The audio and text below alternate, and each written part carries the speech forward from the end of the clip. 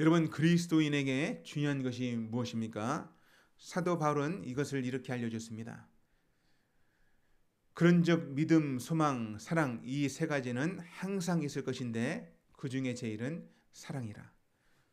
고린도전서 13장 13절 말씀에 이 말씀을 주므로 그리스도인에게 정말 중요한 것이 믿음, 소망, 사랑이다. 이 세 가지 덕목이 정말 중요하다. 이렇게 알려줬습니다. 여러분, 이 세 가지 덕목 중에 두 가지인 믿음과 소망은 하나님이 주신 선물이죠. 그리고 은사이기도 합니다. 그래서 이 땅에 그리스도인들이 살아갈 때 정말 중요한 것이에요. 여러분, 믿음이 무엇입니까? 믿음은요, 오직 믿음으로 구원을 받는다, 이 말씀이 있는 것처럼 이 믿음은 하나님께서 주시는 은사이기도 하고 선물이기도 하고 또 이 믿음으로 구원을 받는 것입니다. 예수님을 구주로 믿어 구원받는다. 근데 성령이 아니고서는 예수님을 구주라 할 수 없다. 그러니 이 믿음도 성령 하나님을 통하여 우리에게 주어진 것입니다. 또 은사로서의 믿음도 있어요. 이 믿음은요, 은사로서의 믿음은 능력이 나타납니다. 야고보서 5장 15절에 보면 이것을 간단히 이렇게 말씀하고 있습니다. 믿음의 기도는 병든 자를 구원하리니 주께서 그를 일으키시리라. 아멘. 그러니까 믿음이 충만해서 기도하면 역사가 일어나는 것이죠. 믿음으로 사람들이 히브리서 11장 믿음의 장을 보면 사람들이 믿음으로 이기는 것이죠. 믿음으로 이기는 거예요. 믿음으로 하나님의 역사가 나타나는 거예요. 이것은 은사로서의 믿음입니다. 여러분, 또한 그리스도인에게 소망은 무엇입니까? 우리에게 소망은 하나님이 소망이시고 장차 오실 예수 그리스도가 소망이십니다. 완성된 하나님의 나라가 소망입니다. 천국이 소망이죠. 또 우리의 썩을 몸, 죽은 이 몸이 다시 새 몸으로 부활하는 것, 이것이 소망입니다. 그래서 이 땅을 살아갈 때 우리가 잠시 어려움을 겪을 수 있어요. 애매한 고난을 받을 수도 있습니다. 하늘이 잘 안 될 수 있어요. 병들 수 있습니다. 아플 수 있습니다. 하지만 이 소망 때문에 우리는 견딜 수 있고 우리는 믿음을 지킬 수 있고 또 담대할 수 있는 거예요. 이렇게 믿음과 소망은 그리스도인이 이 땅에 살아갈 때 너무나 중요한 것이죠. 그리고 가장 중요한 게 무엇입니까? 그것은 믿음과 소망의 열매인 사랑입니다. 사랑을 강조해도 지나치지 않는 것은 사랑은 영원한 거예요. 이 땅에서 사랑이 필요하고요. 주님께서 원하는 게 사랑이에요. 새 계명을 너희에게 주노니 너희가 서로 사랑하라. 그러니까 예수님께서 원하시는 그 새 계명이 서로 사랑하는 거예요. 예수님께서 율법을 계명을 요약해서 하나님 사랑하는 것과 서로를 사랑하는 것이다. 이웃을 내 자신과 같이 사랑하라. 이렇게 요약을 해줬던 것처럼 이 사랑이 중요해요. 이 땅에서 믿음의 사람들은 사랑의 열매를 맺어야 될 줄로 믿습니다. 근데 이 사랑은요, 이 땅에서만 존재하는 게 아니라 천국에서도 이 사랑은 지속되는 것이에요. 그래서 사랑이 중요한 것입니다. 믿음, 소망의 열매는 사랑입니다. 그러므로 우리가 이 땅을 살아갈 때 믿음, 소망을 가지고 살아가고 사랑의 열매를 이루며 살아가야 됩니다. 뿐만 아니라 이 땅에 살아갈 때 우리가 헷갈리는 일을 만날 수 있어요. 어떤 상황이나 어떤 일을 봉착했을 때 그것을 분별할 때도 이 세 가지가 필요합니다. 어떤 것이 옳은지, 이것이 그릇됐는지 뭐로 판단할 수 있습니까? 믿음, 소망, 그리고 제일 중요한 사랑으로 분별할 수 있는 것입니다. 고린도전서 13장 1절에서 3절 말씀을 읽어보면 명확하게 이 의미를 알 수 있는데요. 같이 한번 읽어봅니다. 같이 읽겠습니다. 시작. 내가 사람의 방언과 천사의 말을 할지라도 사랑이 없으면 소리나는 구리와 울리는 꽹과리가 되고 내가 예언하는 능력이 있어 모든 비밀과 모든 지식을 알고 또 산을 옮길 만한 모든 믿음이 있을지라도 사랑이 없으면 내가 아무것도 아니요. 내가 내게 있는 모든 것으로 구제하고 또 내 몸을 불사르게 내줄지라도 사랑이 없으면 내게 아무 유익이 없느니라. 아멘. 여러분, 이 말씀이 무엇입니까? 사랑이 없으면 잘못됐다는 거예요. 아무리 뛰어난 사역자가 나타나서 방언을 하고 천사의 말을 하고 기적을 일으켜도 사랑이 없다면 그 아무 의미가 없는 것입니다. 주님께서 그것을 받지 않아요. 그 사람을 받지도 않아요. 사람들이 볼 때 깜짝 놀랄 만한 일을 해도, 귀신을 쫓아내도 사랑이 없이 한다면 그건 아무것도 아니에요. 예언하는 능력이 있고 모든 비밀을 말할 수 있고 또 산을 옮길 만한 그런 놀라운 능력이 있다 할지라도, 믿음이 있다 할지라도 사랑이 없으면 아무것도 아니라는 거예요. 주님께서 인정하지 않습니다. 불법을 행하는 자야 떠나갈지어다. 너희가 내 이름으로 내 능력으로 그 일을 행했다 할지라도 나는 너희를 도무지 알지 못한다. 이렇게 예수님께서 말씀하시죠. 사랑이 많고 또 국률함이 있어서, 사람들은 국률함이 있어서 또 구제하고 싶어서 그 자신의 몸을 불사르게 내어줄지라도 사랑이 없이 했다면 아무것도 안 하는 게 자기의 의일 뿐인 거예요. 그러므로 우리가 이 땅을 살아가면서 이단들이 득세할 수 있고 또 사람들이 혼란을 줄 수 있고 거짓 교사들이 나타날 수 있는데 무엇을 가지고 보면 분별할 수 있습니까? 사랑을 가지고 분별하면 됩니다. 저 사람이 미혹하는 자인지, 순진한 성도들을, 양들을 잘못된 길로 인도하는 자인지, 아니면 사랑으로 목양을 하는 자인지 알 수 있는 거예요. 여러분, 오늘 본문에도 이런 분별력을 가지라고 알려줍니다. 디모데 전서는요, 목회 서신이죠. 우리가 잘 아는 것처럼 목회 서신입니다. 바울이요, 감옥에 있을 때, 로마 감옥에 있을 때 1차 로마 감옥에 투옥되고 풀려났을 때 썼던 책입니다. 62년에서 66년 사이에 이 책을 썼어요. 거의 마지막에 쓴 거예요. 이후에 디모데후서가 마지막 책이고 디모데전서도 바울 사역의 마지막에 기록된 책인데 자기가 사랑하는 디모데에게 이 편지를 쓴 것입니다. 뭐를 위해서요? 목회를 도와주기 위해서. 디모데는 지금 에베소 지역에서 교회를 이끌고 있는 리더입니다. 목회자입니다. 그에게 도움을 주고자 이 편지를 쓴 거예요. 그러면 어떤 도움을 주고자 하는가? 이것을 우리가 살펴볼 텐데 먼저 1절 2절 말씀을 같이 한번 읽어봅니다. 1절 2절 같이 있습니다. 우리 구주 하나님과 우리의 소망이신 그리스도 예수의 명령을 따라 그리스도 예수의 사도된 바울은 믿음 안에서 참된 아들 디모데에게 편지하노니 하느님 아버지와 그리스도 예수 우리 주께로부터 은혜와 긍휼과 평강이 내게 있을지어다. 편지의 형식은 항상 인사로 시작이 됩니다.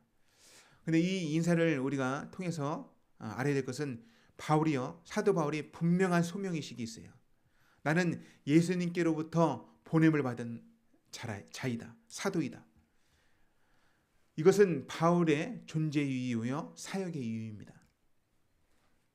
우리의 소망이신 예수의 명령을 따라서 그리스도 예수의 사도라는 것은요, 보냄받았다라는 뜻이에요. 바울이 보냄받은 사도인 바울이 편지를 쓴다. 그리고 뭐라고 격려합니까? 주께로부터 은혜와 긍휼과 평안이 내게 있을지어다. 아멘.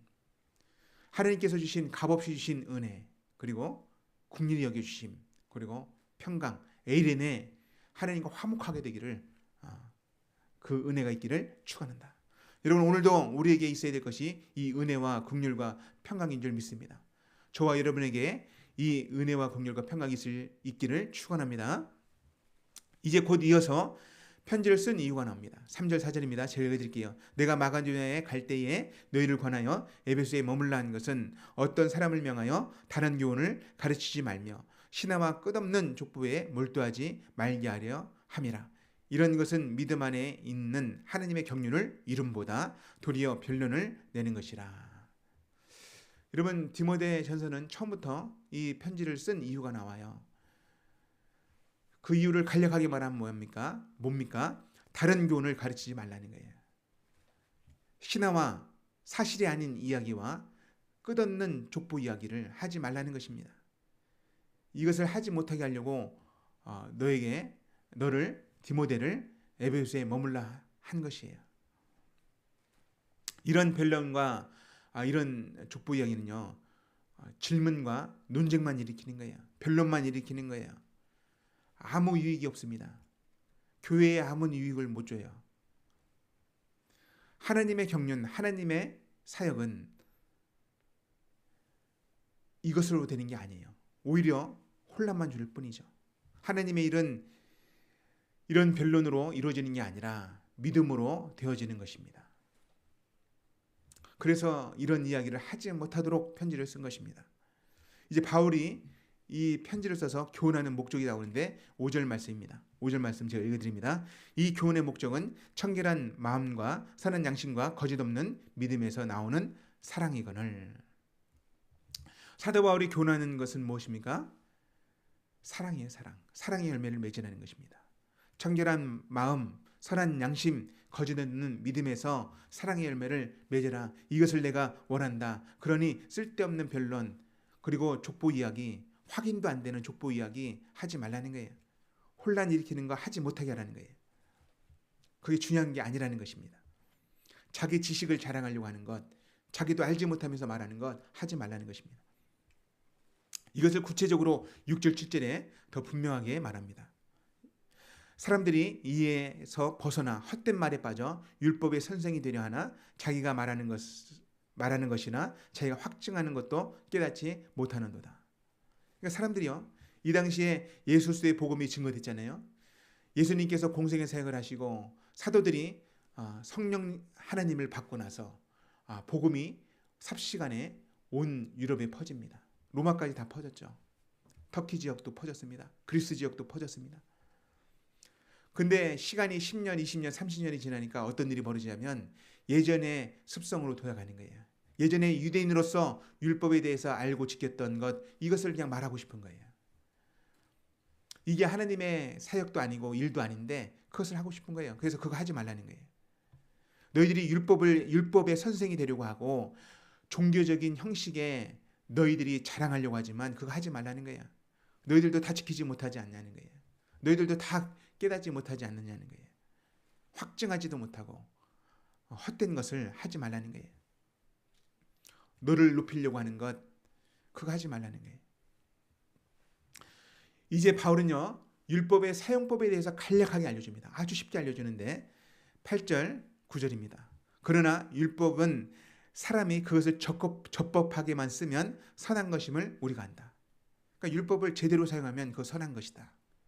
9절 알 것은 이것이니 율법은 옳은 사람을 위해 세운 것이 아니다. 율법은요, 바르게 살고 옳게 사는 사람, 선하게 사는 사람을 위해서 쓴 게 아니에요. 율법은 무엇입니까? 율법을 쓴 이유, 율법을 사용하는 용도는 뭐냐면 불법하는 자를 위해서 만든 거예요.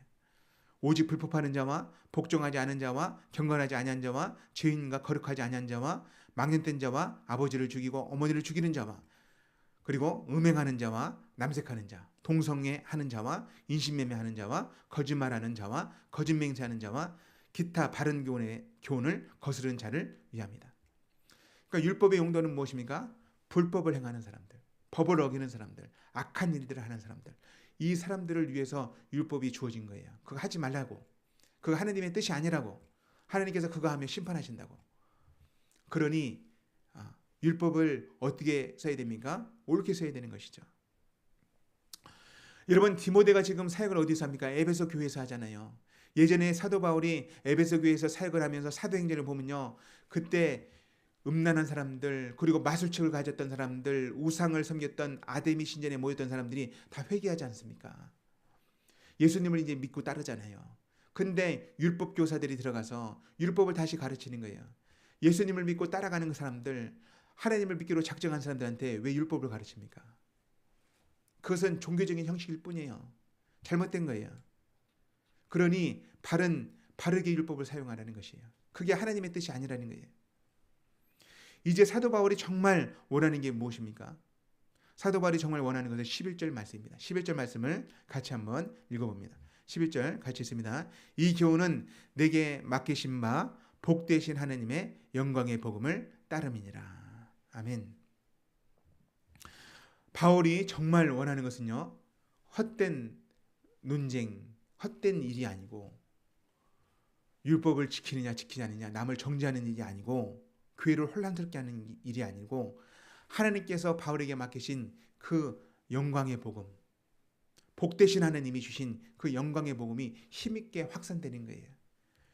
그 복음이 전파돼서 서로 사랑하고 죄인들이 돌아오고 예수님의 사랑을 알고 기뻐하는 그 일이 지금도 계속 일어나기를 원하는 것입니다. 여러분, 오늘날에도 하나님께서 원하시는 게 무엇입니까? 성경을 얼마큼 많이 알고 있느냐? 성경 말씀을 자세하게 지키고 있느냐? 이게 아니에요. 철저하게 주일 성수를 하고 있느냐? 습관적인 종교 생활을 하고 있느냐? 이게 아니죠. 헌금을 얼마큼 많이 하느냐? 이것도 아닙니다. 하나님께서 오늘날도 원하는 게 무엇입니까? 믿음으로 하나님의 일을 하기 원하는 거예요. 믿음으로 영광의 복음을 증가하길 원하는 거예요. 예수 그리스도의 십자가의 사랑을 증가하기 원하는 거예요. 그분의 부활의 능력을 증가하기 원하는 거예요. 죄인들이 선인이 되는 그 놀라운 복음, 악인들이 선인이 될 수 있는 그 놀라운 복음, 하나님께서 우리가 아직 죄인 됐을 때에 그리스도께서 우리를 위하여 십자가에 죽으심으로 하나님께서 그 죄인들을 향한 자기 사랑을 확증하셨느니라. 그러므로 누구든지 예수님 안에 있으면 새로운 피조물이 된다. 이것을 지금도 힘있게 전파하기를 원하는 것입니다. 이 복음을 듣고 사람들이 감격해하며 돌아오는 것을 원하는 거예요. 그래서 하나님의 사랑을 알고 서로 사랑하며 예수님의 제자로 헌신하며 또 그 사람들이 다른 사람에게 복음을 증거하며 땅끝까지 이르러 복음의 증인이 되는 것입니다. 사랑의 확산이 일어나는 거예요. 이것을 오늘날도 주님께서는 원하십니다. 또 우리에게 원하시고 나에게도 원하시는 거예요. 여러분, 하나님의 일은요, 율법으로 되는 게 아니에요. 지식으로 되는 게 아니에요. 종교적인 습관으로 되는 게 아니에요. 믿음으로 하나님의 일을 하는 것입니다. 하나님의 경륜은, 하나님의 일은 믿음으로 되어져서 사랑의 열매를 맺는 것입니다. 여러분, 믿음으로 주님의 일을 합시다. 사도 바울이 이런 경고를 갈라디아에서 주는데요. 우리가 오늘 이 아침에 한번 읽어보죠. 갈라디아서 3장 2절 3절 말씀입니다. 같이 읽습니다. 내가 너희에게서 다만 이것을 알려 하노니 너희가 성령을 받은 것이 율법의 행위로냐 혹은 듣고 믿어보느냐. 너희가 이같이 어리석으냐. 성령으로 시작하였다가 이제는 육체로 마치겠느냐. 여러분, 바울이 말하는 게 무엇입니까? 우리가 복음을 듣고 믿음으로 성령을 받았다는 거예요. 하나님의 사랑을 알게 됐다는 거예요. 그런데 이제는 복음을 전하지 않고 믿음으로 하나님의 일을 하지 않고 종교적인 형식으로 예배만 드리다가 끝나겠냐는 거예요. 나는 잘 믿어. 나는 좋은 교회를 다녀. 나는 예배를 빠지지 않아. 이거 자랑하지 말고 복음을 증거하는 것입니다. 성령의 사역을 하나님과 동행함으로 주님의 일을 하라는 거예요. 여러분, 지금도 복음을 기다리는 사람이 많습니다. 한 번도 복음을 듣지 못한 사람들이 80%가 넘어요. 이 나라에 그렇습니다. 그들에게 복음을 증거하고 하나님의 사랑을 알리는 저와 여러분이 되기를 축원합니다. 그리고 그 일이 일어나도록 믿음으로 기도합시다. 믿음으로 기도해서 한 영혼이라도 구원하고 또 믿다가 실족된 영혼들, 엎어져 있는 영혼들 일으키는 그 일에 우리가 믿음의 기도를 통해서 그 사람들이 일어나는 역사를 보게 되는 놀라운 일들이 일어나기를 다시 한번 진심으로 축원합니다. 오늘 말씀